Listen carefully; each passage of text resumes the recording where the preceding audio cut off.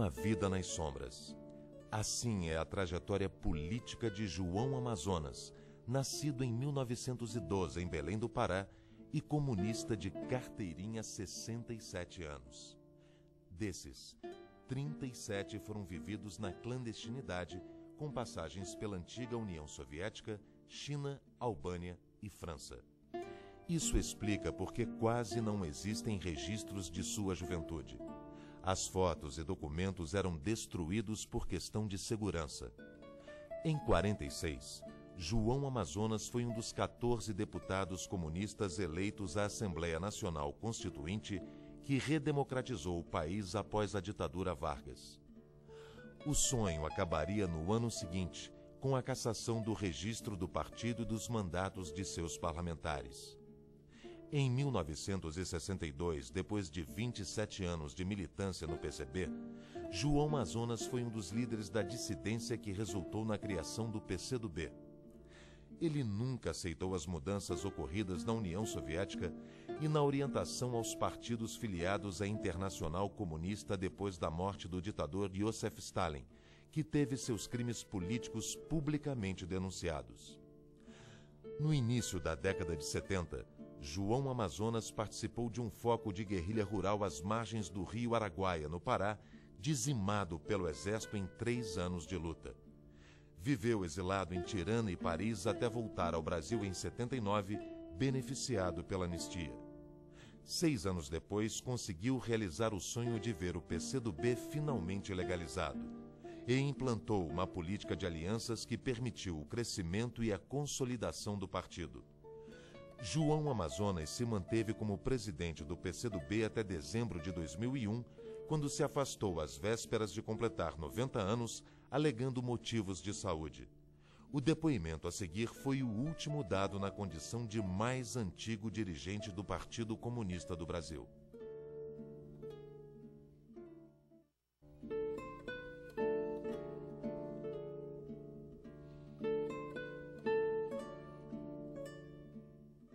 Meu pai era padeiro, não é? Minha mãe, uma mulher doméstica. E tiveram 8 filhos. 3 mulheres, são as primeiras, e depois 5 homens, e eu sou o primeiro dos homens. Nasci em 1º de janeiro de 1912. E passamos uma vida natural, uma vida difícil, porque você pode imaginar que, com o salário que ganhava meu pai em uma família tão grande, a vida não fosse tão risonha como podia se pensar. Muito difícil, né? Estudamos em grupo escolar e depois meu pai morreu no dia 15 de novembro, né? Ele estava numa cidadezinha do interior, passando uns dias para ver se melhorava de saúde, e eu e outro irmão fomos lá fazer uma visita a ele. Chegamos lá, ele começou a morrer, daí umas 2 horas estava morto, né? Terrível, um abalo grande para todos nós, etc. Ele chegou a me dizer, caminhando conosco assim na rua, chegou a me dizer: agora você tem que assumir a chefia da casa, né? Você é o homem da casa agora. Meu pai. O que vai fazer? Estudei em grupo escolar, já disse, e depois entramos para uma escola prática de comércio, porque o ensino era de noite, de graça, né? Então eu trabalhava até às 7 horas da noite, e a escola era das 7 às 9. Então podíamos frequentar essa escola de comércio, né? Chegamos a nos formar aí em guarda-livre, contabilista, aí, essa coisa toda, né? E não tive maior acesso assim à própria profissão que eu adquiria, porque entrei para o partido em abril de 35, e desde que entrei para o partido, dediquei a minha vida toda à atividade partidária, né? Quer dizer, não pensava em outra coisa que não fosse, não é, no partido.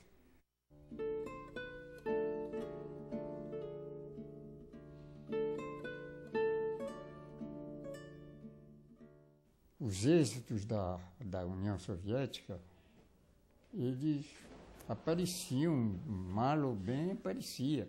Aparecia um livro, esse que eu digo, Medicina. Havia um outro engenheiro, um engenheiro brasileiro na Rússia, eu li também esse livro. É um outro mundo, uma outra coisa diferente, compreende? Quer dizer, isso aí me atraiu, me chamou a atenção.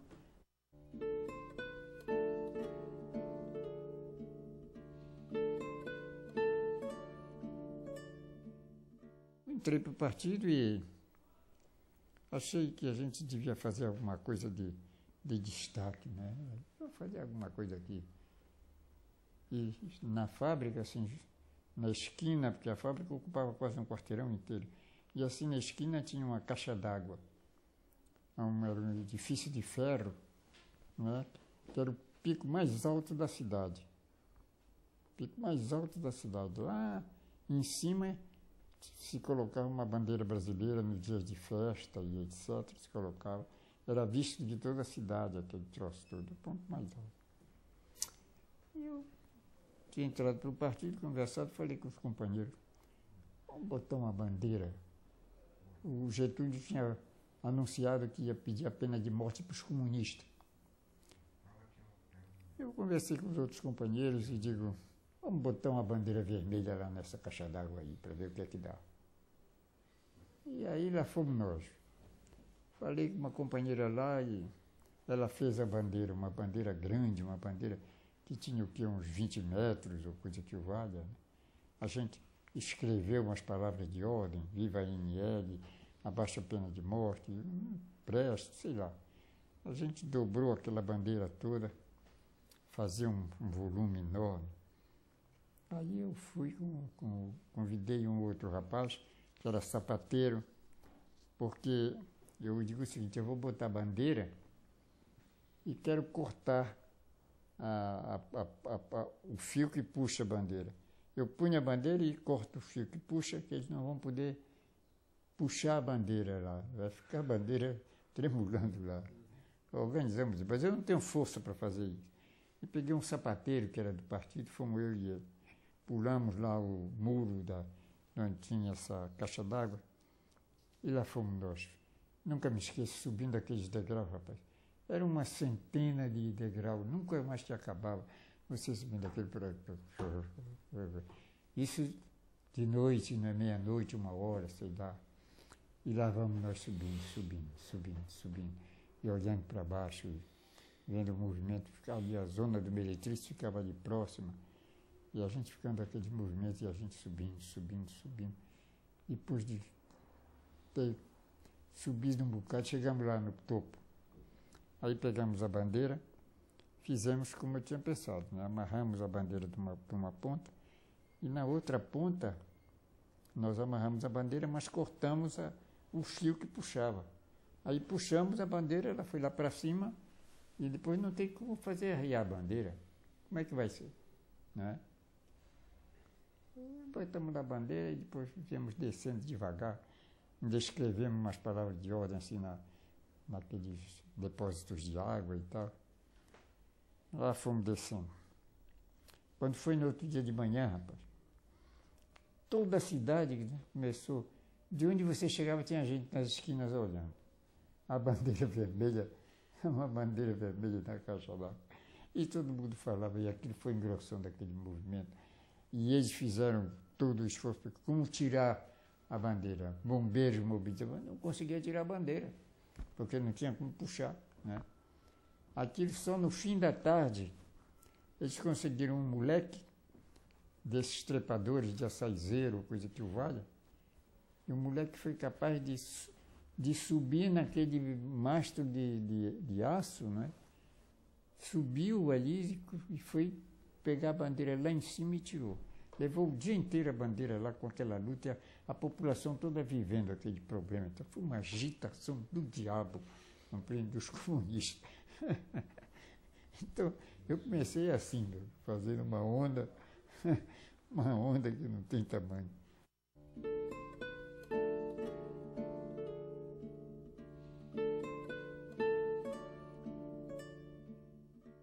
preciso dizer que esse período de 35 é um período de grandes movimentos revolucionários no mundo, né?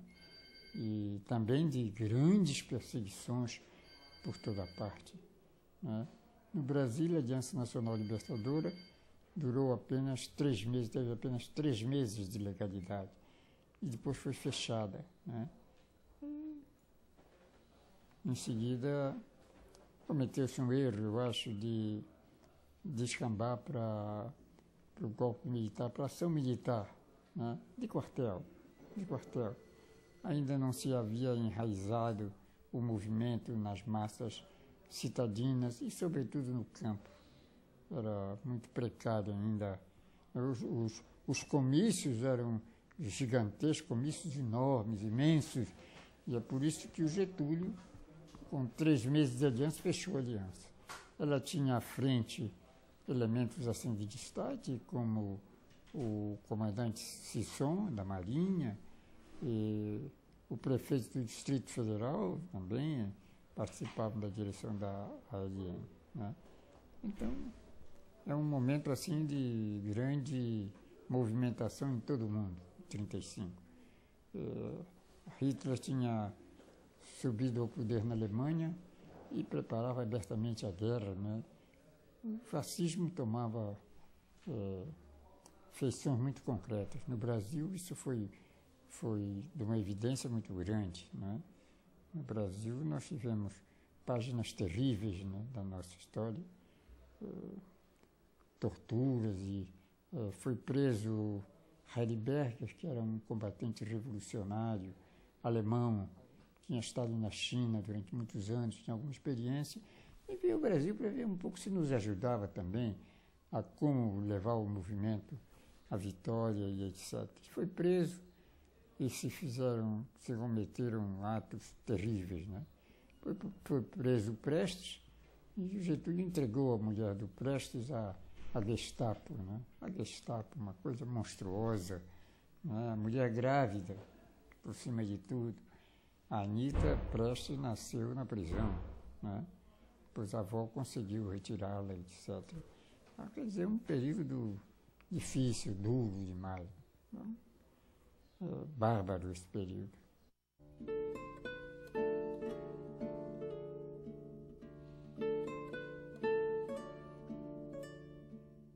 Nós nos mobilizamos todos para ver se participamos desse grande combate de luta, né?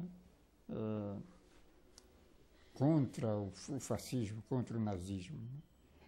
E o Getúlio,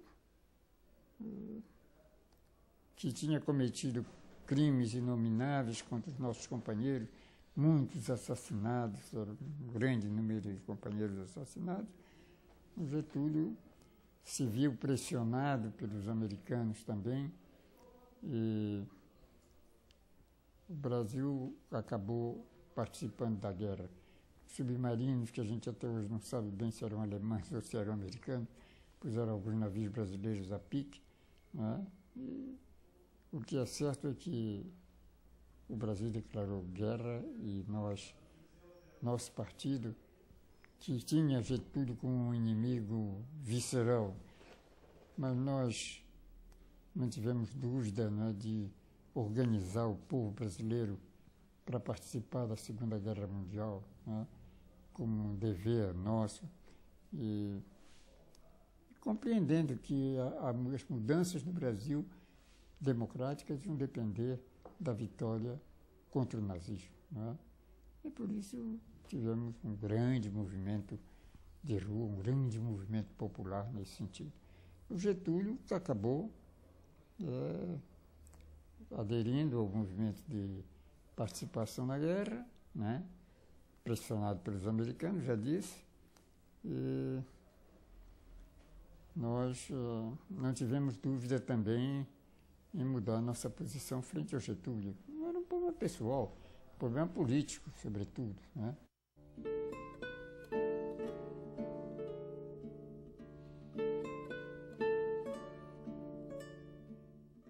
nós conseguimos, nessa batalha contra o nazismo, já no final, nós conseguimos depois a anistia para os presos políticos, foi uma grande vitória, né? Com isso saíram da prisão Prestes, Marighella, Crispim, Lacerda, muita gente que estava, o Velho Duarte aqui de São Paulo, que estavam encarcerados já faziam muitos anos, né? E criou-se um movimento popular de envergadura, né? E o Getúlio aparecia então como um cara que havia assumido a direção desse novo quadro político no Brasil. E por isso as Forças Armadas não tiveram dúvida, aí o Dutra já jogava um papel importante nas Forças Armadas, deram o golpe de outubro, né? Que alijou, tirou o Getúlio do governo, né? E convocou o presidente do tribunal, que era o Linhares, convocou as eleições no dia 2 de novembro, convocou as eleições para o dia 2 de dezembro.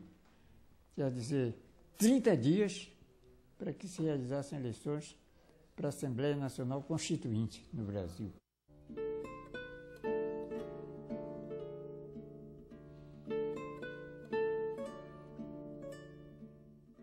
Legalizamos o partido, abrimos as sedes, a figura do Prestes na época tinha grande destaque, etc. E conseguimos eleger 15 parlamentares, 14 deputados federais e um senador, né? Um grande êxito político importante na Assembleia Constituinte, que tinham 330, eu acho, constituintes, mais ou menos isso. Eu fui um dos constituintes, eleito pelo Rio de Janeiro, né? Junto com o Grabois e junto com o Batista Neto, que era um operário do Arsenal de Marinha, né? Isso do Rio. Marighella tinha sido eleito também pela Bahia, 3 outros tinham sido eleitos por Pernambuco, o Abílio Fernandes foi eleito pelo Rio Grande do Sul, né? Assim constituiu uma bancada que era motivo de muito interesse de quem visitava o Rio, né? Quem viajava para o Rio, que era a capital da República, tinha obrigação de ir à Câmara, e sobretudo para ver a cara dos comunistas, como atuavam os comunistas e etc. Estava sempre repleta as arquibancadas, como é que é, as galerias estavam sempre cheias, né, de gente. Era difícil encontrar vaga para botar uma pessoa mais lá, né? Mas esse foi o nosso trabalho. Nós atuamos como constituintes, promoveu-se a Carta de 46, nós fomos signatários sem restrições da Carta de 46, não é? E depois de tudo isso, fez-se a eleição para presidente da República e o Dutra se impôs como candidato oficial, né? E conseguiu ser eleito presidente da República.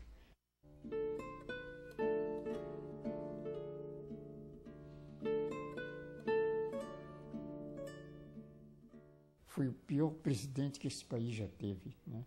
Pela ignorância, pela brutalidade, né? Pela falta de sensibilidade humana. É um tipo perverso no governo, né? Ele é um período que se abre difícil para nós, né? Foram assassinados nessa época 34 comunistas. 34 comunistas foram assassinados, né? Inclusive um jornalista, e mulheres, etc. Então, quando terminou o Constituinte, em 47, nós todos fomos caçados. O Dutra foi para o tribunal, pediu a cassação do registro do partido. Mas os 5 juízes observavam que 3-2 a nosso favor. Então ele não teve dúvida, tirou o 1, que era a nosso favor, botou um outro lá, então ficou 3-2 contra nós, né? E com isso cassou o registro do partido. E depois cassou o mandato de todos os deputados constituintes, né? E foi decretado a ordem de prisão preventiva de toda a direção do partido. Essa ordem de prisão preventiva durou de 48 até 57.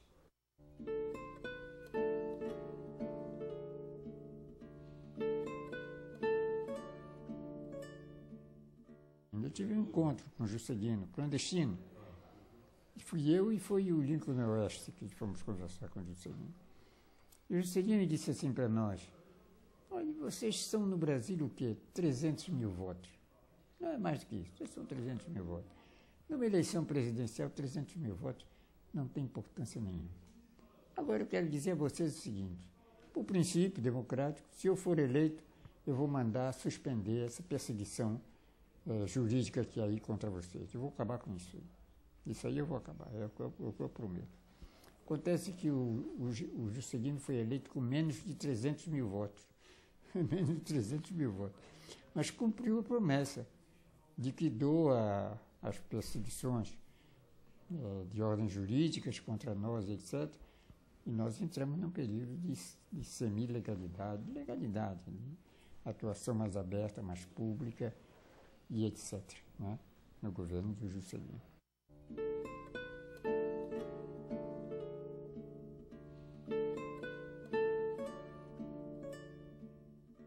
Quando houve a resistência do Brizola no Rio Grande do Sul, eu era dirigente do partido, tinha me mandado lá para o Rio Grande do Sul, eu era dirigente do partido no Rio Grande do Sul. E o Brizola organizou a resistência democrática, né? A luta pela legalidade, etc. E nós tomamos uma decisão que é interessante, né? Vamos organizar batalhões patrióticos. É uma coisa esquisita. Vamos organizar. Ocupamos um próprio do governo, que tinha ali na Avenida Borges de Medeiros, ocupamos aquele local e convocamos e organizamos por categoria, né? Batalhão Patriótico dos Metalúrgicos, Batalhão Patriótico dos Alfaiates, Batalhão Patriótico dos Portuários, dos Ferroviários, da Maloca, como eles chamavam lá, que é a Loca é a... Como é que se chama? Favela? Hein? Favela? Favela, lá, fazia. Enfim, nós resolvemos o seguinte, com aquele chamamento todo, organizamos uns 10 batalhões patrióticos. E você fala em emoção. E quando foi no outro dia, 2 dias ou 3 dias depois, fizemos desfile. Você olhar aquilo na rua, de repente, saiu informação militar com caixa, e aquilo marchando, aqueles batalhões patrióticos organizados por nós.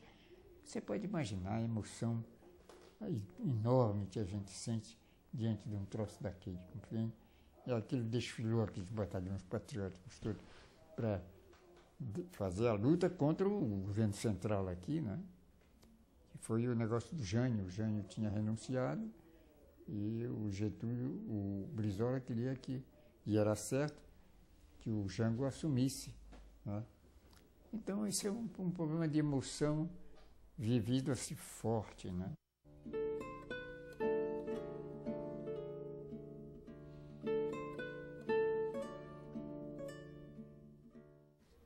As coisas no Brasil se agravaram com o problema da morte do Stalin e sobe o Khrushchev e na realidade, eu sou de opinião, há um golpe de Estado na Rússia, né, na antiga União Soviética, dado pelo Khrushchev, né, e acabou tomando conta de tudo, botou tudo na mão dele, também, e tomou uma posição que, nossa opinião, era o problema que levava, né, à liquidação do movimento revolucionário.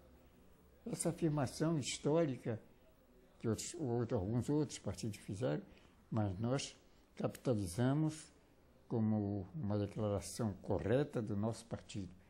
Essa posição do Khrushchev, nesse golpe que ele deu lá, isso aí vai levar à liquidação do socialismo e à liquidação dos partidos comunistas. Nossa opinião foi essa, não tivemos a menor dúvida sobre isso. Acontece que o Prestes não aceitou isso e achou que devia seguir o Khrushchev, seguir as posições do Khrushchev.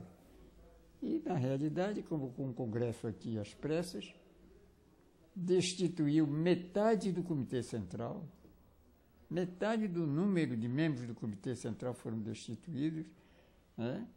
E criou uma direção apropriada, sei lá, não representava a maioria do partido, os interesses maiores do partido, e com isso criava outro partido, né? Mudava o nome, passava a ser Partido Comunista Brasileiro, não é?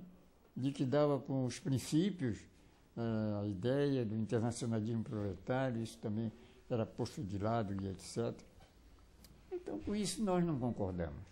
Nós quem? Um punhado de elementos. Aqui era o Grabois, era eu, era o Oeste. O Oeste veio um pouquinho mais tarde, mas o Oeste também, e Guilhardini, Pomar, né? Nós não concordamos com isso. Nós achamos que essa posição era uma posição que levava ao liquidacionismo. Isso leva à liquidação do partido, nós não aceitamos isso. Por isso, fizemos uma carta assinada por 100 militantes, pedindo para que fosse revogada a decisão tomada pelo Prestes e os outros companheiros lá, e que senão nós teríamos que tomar outra atitude. Eles não consideraram em nada a carta que nós havíamos escrito, e por isso nós não tivemos dúvida também. Convocamos uma conferência nacional para reorganizar o Partido Comunista do Brasil, que nós achamos que tinha sido abandonado, tinha sido liquidado.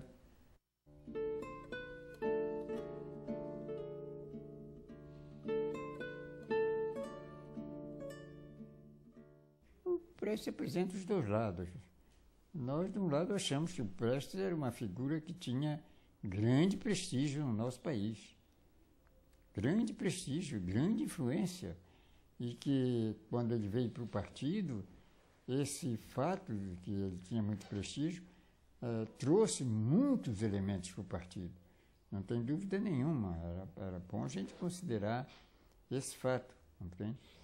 Agora, do outro lado, eu penso assim, o Prestes era um homem, não estudou marxismo. O Prestes nunca estudou marxismo. O Prestes era um homem muito ligado a essa cultura burguesa e seguidor, digamos assim, era um seguidista em relação à União Soviética. Se a União Soviética tivesse seguido por um caminho certo, o Prestes tinha ido pelo caminho certo. Acontece que entrou num atalho errado, e o Prestes entrou também num atalho errado. Entende como é? Não tinha essa formação teórica, essa formação de convicção das coisas, não tinha, né? E acabou com um final triste, porque um homem como ele, que tinha feito história no país, etc., acabou como? O Prestes acabou, no enterro do Prestes, o Prestes foi enterrado com a bandeira do PDT, do Brizola, no caixão. O homem, então, já era o Brizola. Ele deixou o partido, esse partido já era o Brizola, entende? Quer dizer, é isso aí, meu filho. Mostra que a gente não deve apoiar pura e simplesmente, nós devemos lutar para que as pessoas adquiram consciência das coisas e ajam dessa maneira, né? Agora, nós não somos, vamos dizer assim, inimigos raivosos do Prestes. Analisamos do ponto de vista histórico, a figura que ele representou e etc. Não adianta nada que ele seja inimigo raivoso, por quê? Bem, eu não tenho, né? Acho que ele cometeu graves erros, gravíssimos erros. Me interessa mais ver a causa dos erros, porque cometeu os erros, do que a figura em si. Do que do que ele realizou.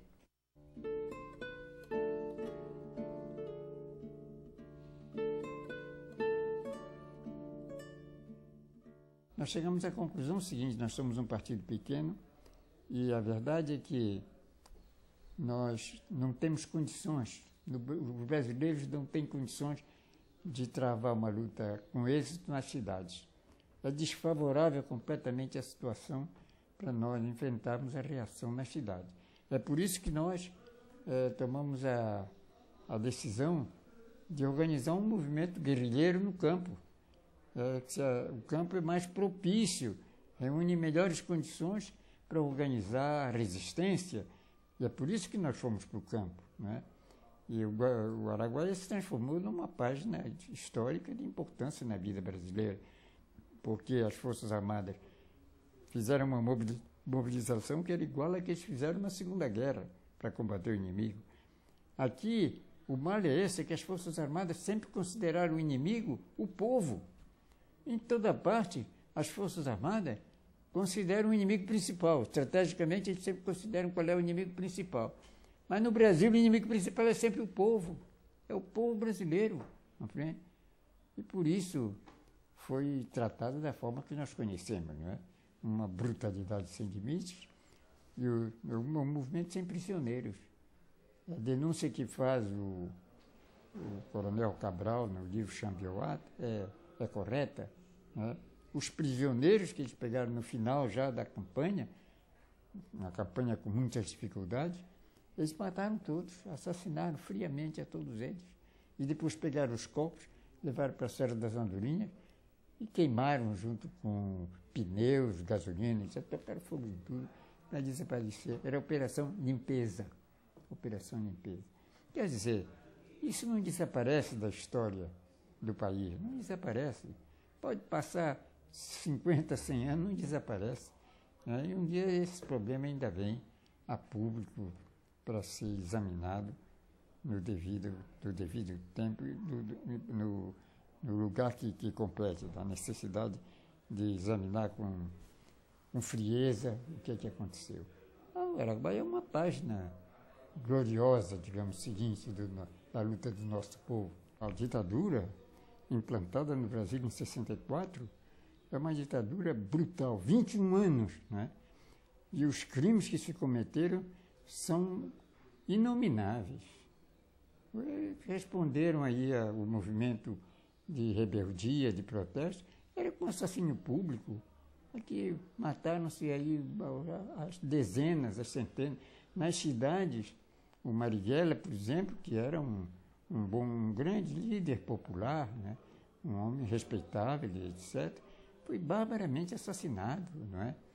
E aqui o problema da Lapa está fazendo 25 anos, então localizam uma reunião do partido e, como disse um general, que era o comandante do 2º Exército, nós fomos informados que na casa ficavam 2 pessoas, que eram o Amazonas e o Arroio. De fato, isso acontecia. Acontece que tinha me mandado para a China, pô, e eles não sabiam. Então a ordem era o seguinte: entra lá e mata os 2 que ficaram na reunião. Mataram o Pomário e mataram o Arroio, né? O Pomário tinha ficado na reunião, por acaso também. E aí foi fuzilado estupidamente. Quer dizer, são bárbaros, esses crimes são bárbaros, não é? E até hoje não aconteceu nada. Nós vemos que se fez um processo contra o Pinochet, que na Argentina muitos almirantes chegaram a ser condenados por alguns crimes que cometeram, também na Espanha, e em outros lugares. Houve alguma movimentação que eles alegam em defesa dos direitos humanos, né?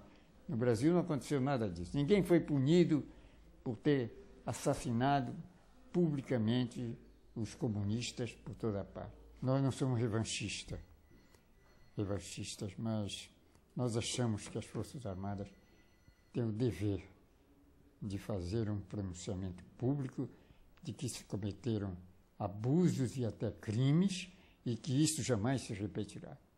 Digo, isso é importante porque as Forças Armadas, em circunstâncias de defesa da independência nacional, precisam de apoio do povo.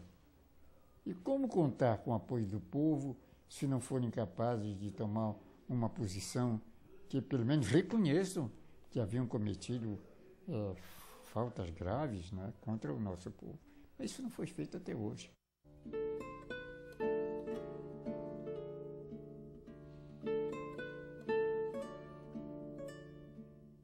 Ali nós tínhamos uns 72, 73 combatentes nossos, e nós tivemos mais uns 20 camponeses que aderiram quando a guerrilha surgiu.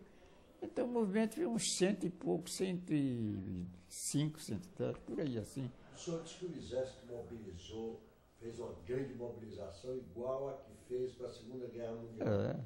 Quantos homens o Exército levou para lá? Ao que se sabe, 25 mil. 25 mil homens? Homens, 25 mil homens. Durante quanto tempo? Sei lá, durante anos. Foi de 72 a 75. Eles fizeram uma primeira incursão em 72 e saíram sem resultado nenhum, saíram derrotados. Depois organizaram uma segunda expedição, né, para ver se liquidava o movimento, e saíram derrotados da segunda também.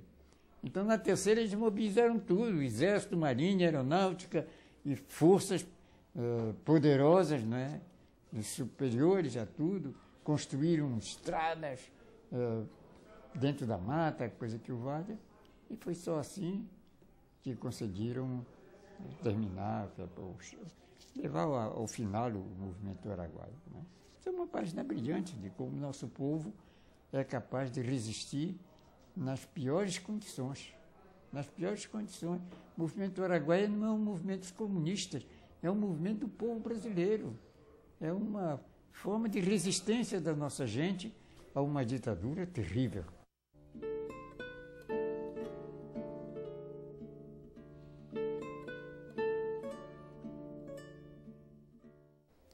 Nós não somos frios.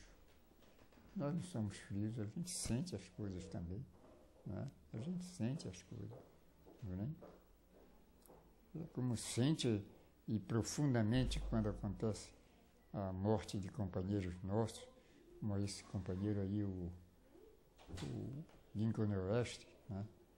Lincoln Oeste é um companheiro extraordinário, okay? Um homem corajoso, valente e fiel ao partido, organizador do partido por toda parte, etc. Né?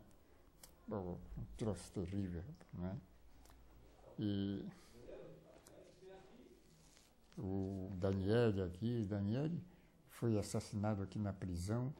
Um coronel do exército matou. Um coronel do exército matou o cara. Com um porrete na mão, ia lá bater na cara até matar o companheiro na prisão. Né? Uma coisa estúpida. Né? Se você vai dizer isso, ele diz, não, mas não fui eu não matei ninguém, ao contrário, eu respeito. Né? Mas as coisas bárbaras. Né? Esse negócio da Lapa, um traidor denunciou a reunião e eles foram lá e disseram, mata os dois que ficarem lá, o Amazonas e o Arroio. Estava lá, não era o Amazonas, era o Pomar. Matou o Pomar e matou o Arroio. Então, quer dizer, emoção a gente sente em cada um combate desse, em cada luta, em cada acontecimento que ocorreu com o Grabois, com o Lincoln Cordeiro, com o Daniele, com Arroio, grandes companheiros, grandes combatentes, né, comunistas, homens de integridade moral, são pessoas que a gente nunca pode esquecer.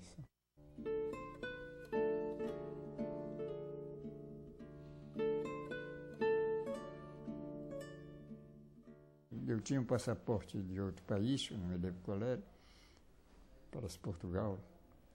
Eu fui para Paris, porque se você queria fazer algum trabalho, minha impressão é a seguinte, eu quero voltar para o Brasil. Eu quero voltar para o Brasil. Se eu ficasse na Albânia, era mais difícil poder voltar para o Brasil. Foi por isso que eu fui para Paris, né? Primeiro porque era mais fácil o contato com o Brasil E segundo, porque eu queria criar as condições para voltar ao Brasil. Eu estava na China, quando aconteceu aqui o ataque à Lapa. Mataram os companheiros, né?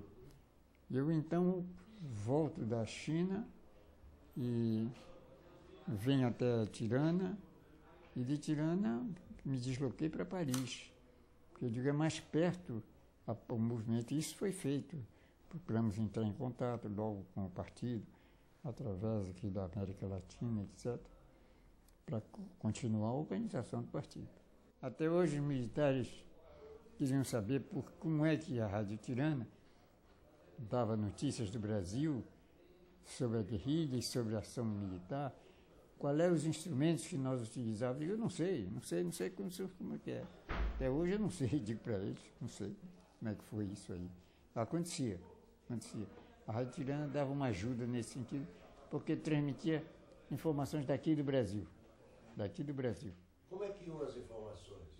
E eu sei, o Exército quer saber disso. Vive aí querendo saber até hoje como é que acontecia isso. Eu não sei, não tenho a menor ideia.